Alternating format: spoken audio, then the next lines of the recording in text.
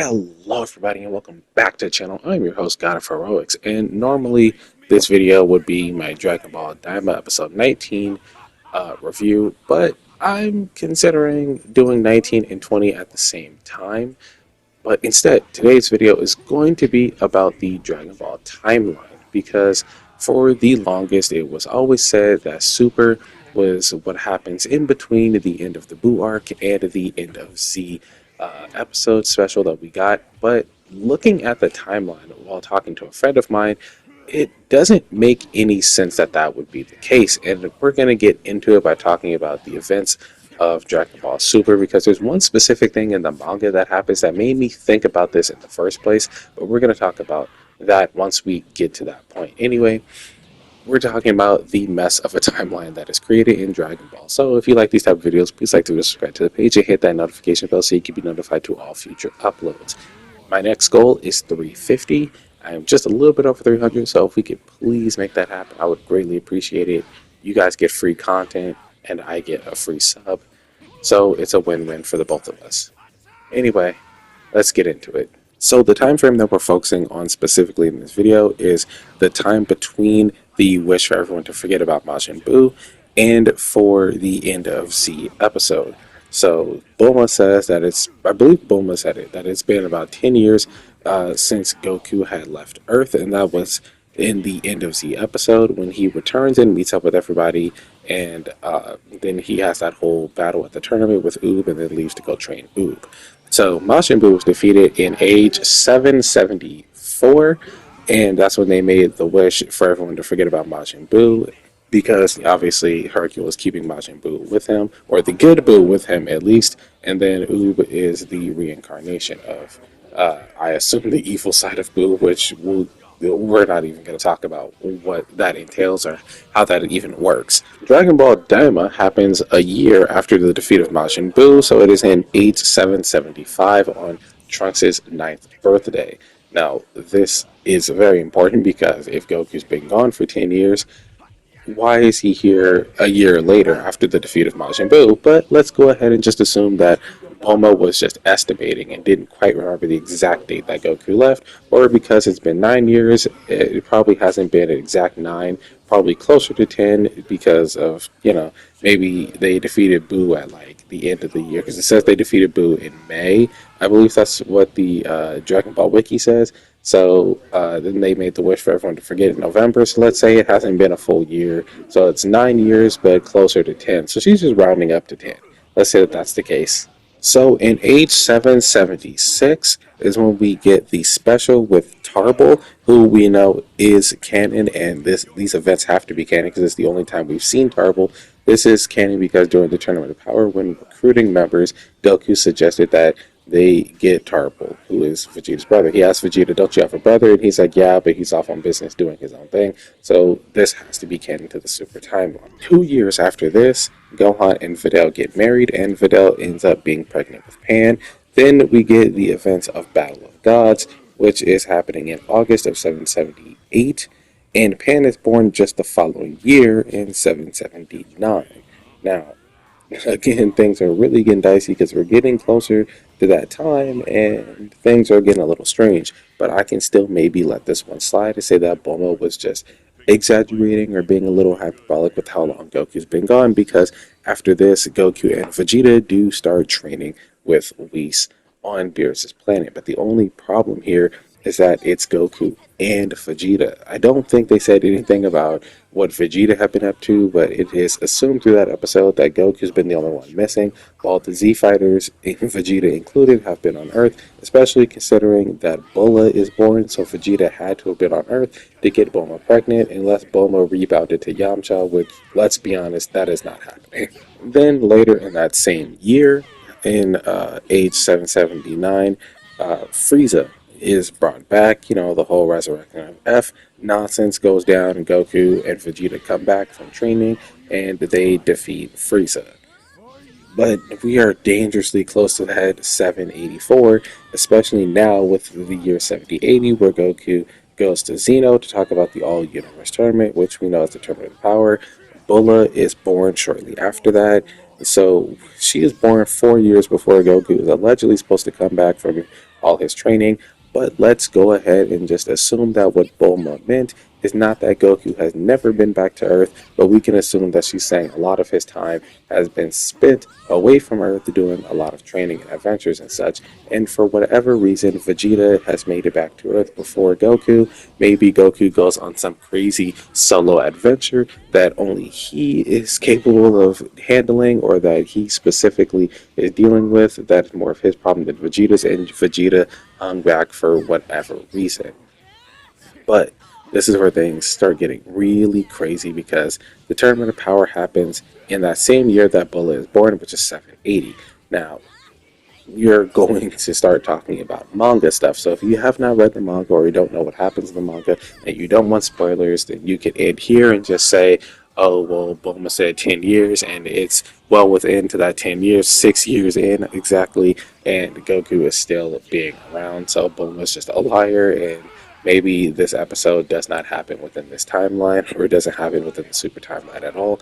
And you would definitely be well within your rights to say that, because I personally believe something very similar, and I will get to that when I'm done talking about the timeline issues and why I personally think that there's some kind of fix here, but the fix is going to be different from what most people would have assumed way back when Super first started. So, in the years of 780 leading into 781, we get the Moro arc where Mirrors basically kidnaps Boo and says that they need the Grand Supreme Kai, who is still within Boo, to help capture and defeat Moro.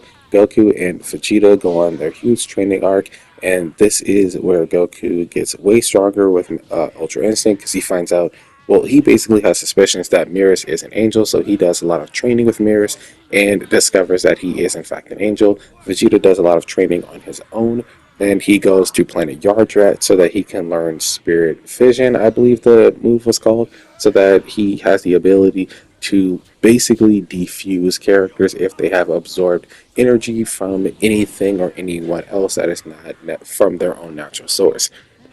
Goku becomes much stronger in his Master Ultra Instinct form.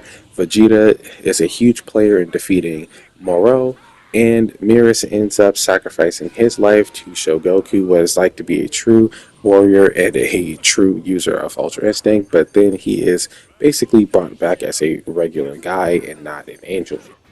Age 782, which is 2 years away from the end of Z episode. And this is when Trunks and Goten are officially enrolled in high school and started being superheroes as Sandman X1 and X2.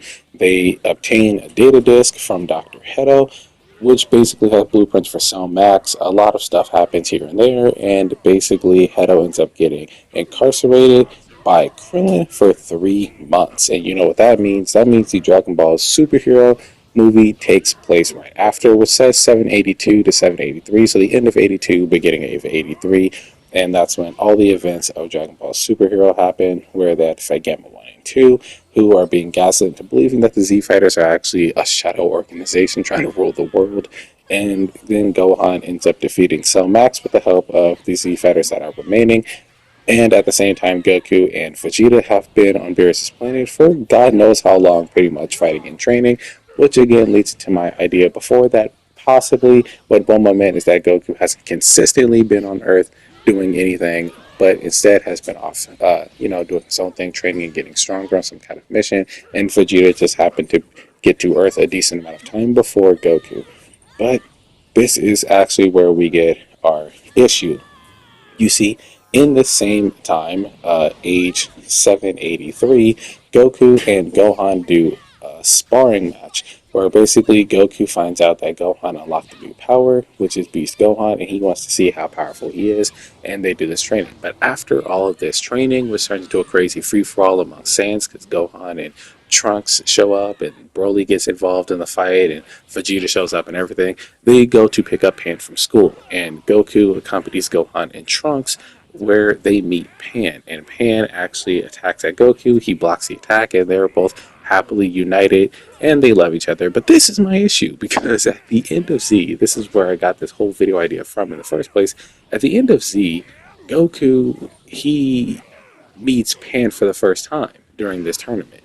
and he can't meet her for the first time during this tournament if he met her for the first time literally a year ago. So this leads me to believe that the end of Z episode is within the GT timeline. I have this heavy belief that when it comes to the Dragon Ball timelines, there are three major timelines. There is the Super timeline, which is the one that we're following in the anime. There's the GT timeline, where the movies, the Z movies, the end of Z episode, and GT all happen. And then there's the manga timeline, which is including, well, all this manga information right now. No, I can't say if the anime timeline, or at least the main anime timeline, the Super timeline, is going to include this information with Goku meeting Pan for the first time, picking her up from school. But with the Dragon Ball superhero movie existing both within the manga and the anime timeline, it is very likely that Goku will want to train with Gohan on Beerus' planet afterwards, leading to them going to pick up Pan. Okay, so editing God of Heroics here. Sorry if there's an echo. I just moved into my new place, which is actually what's been taking me so long to getting back to recording. But anyway, so actually have finished Daima up to this point, and some information that I have seen regarding the timelines of Dragon Ball, most notably from Jax Blades, is that Dragon Ball, in the eyes of Toriyama, has been kind of a choose your own adventure kind of story when it comes to all the different endings and continuations and the changes that are within the manga and the differences from like the manga and the anime. That's just regarding Z and Super, both respectively. For example, like the episode of Bardock is included in the Z manga, but it's not included in the anime of Z. But we do have the adaptation from Super for Bardock. And then, like, the history of Trunks is included in the manga, but it's different in the anime for whatever reason. And then the movies don't really fit in. But it's kind of always been like a choose your own adventure thing. So you can say, like, oh, I like Goku in the Cooler movie, or I like Goku in, I don't know, like how he came back in the Bojack movie and punched Bojack even though he was dead.